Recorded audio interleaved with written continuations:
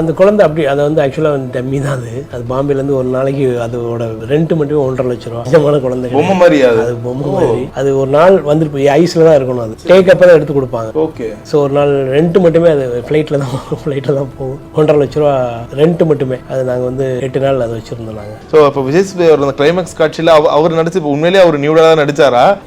Nude யாருமே நியூடெல்லாம் கிடையாது. Okay okay okay.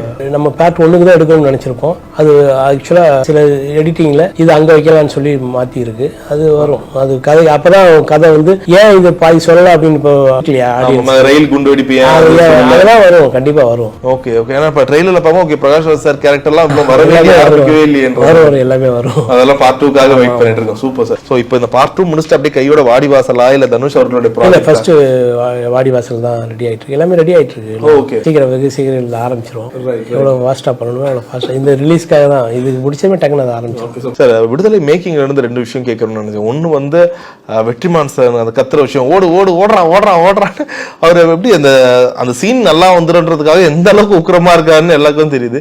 So on spot நீங்க உங்க 2 பேருக்குள்ள அந்த ஒரு கெமிஸ்ட்ரி இருக்கும். அதை தாண்டி இந்த டேரக்டர் கேமராமேன் சார் இப்படி வைக்கலாம், இல்ல இப்படி வைக்கலாம், அந்த சண்டைலாம் எப்படி இருக்கும்?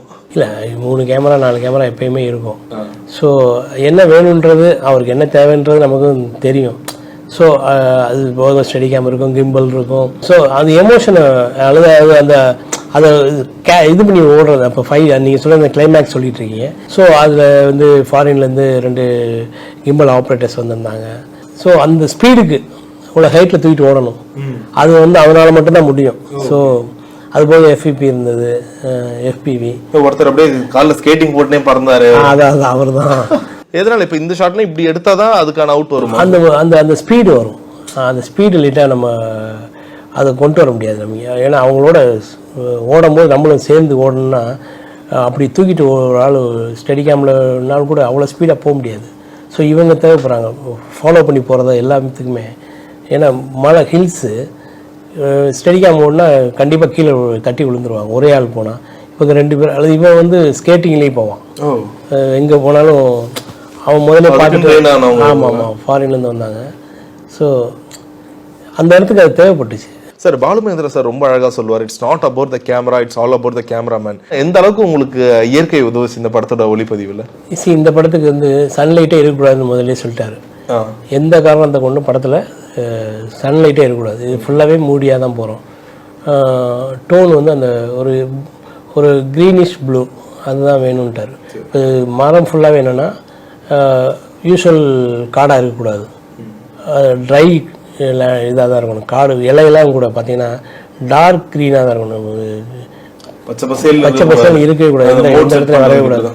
இப்போ நாங்கள் சாங்கில் மட்டும்தான் அந்த க்ரீனை லைட்டாக கொண்டு வந்தோமே ஒழிய மற்ற எங்கேயுமே க்ரீன் இந்த நார்மல் க்ரீன் அந்த இளம் பச்சையாக இருக்கவே இருக்காது. எல்லாமே டார்க் க்ரீனாக தான் இருக்கும். அதெல்லாம் ஆல்ரெடி ஏற்கனவே அங்கே போயிட்டு அந்த இலையை காமிச்சு இந்த மாதிரி தான் படம் ஃபுல்லாக ஃபீல் இருக்கணும் அப்படின்னு ஃபோட்டோவை எடுத்து வச்சுட்டு அந்த ஃபோட்டோவை தான் நம்ம கலரிஸ்டிக்கே ரெஃபரன்ஸ் அனுப்பிச்சோம். இதுதான் ஃபீலு, இப்படி தான் வரணும் அப்படின்ட்டு. அப்போ அதுக்கு ஒரு அதுக்கு ஒரு கலர் இது ரெடி பண்ணுறாரு அவர். ரெடி பண்ணி அப்படி தான் நம்ம அப்ளை பண்ணி இப்போ சில நேரங்களில் அவாய்ட் பண்ணவே முடியாது. இப்போ வந்து ஒரு ஸ்ட்ரீட்டு இப்போ கொடைக்கானலில் வந்து இப்போ அந்த ஊரில் ஷூட் பண்ணுறோம் கிளைமேக்ஸு. ஸோ வீடு ஒரு 4000 வீடு இருக்குது. 4000 வீட்லேயும் போயிட்டு நம்ம வீட்டில் இருக்க கலரெல்லாம் நம்ம சேஞ்ச் பண்ண முடியாது. ஸோ அப்போது நம்ம சிஜியில் தான் உட்காந்து அந்த கலரை ஃபுல்லாக நம்ம எரேஸ் பண்ண வேண்டியிருக்கும்.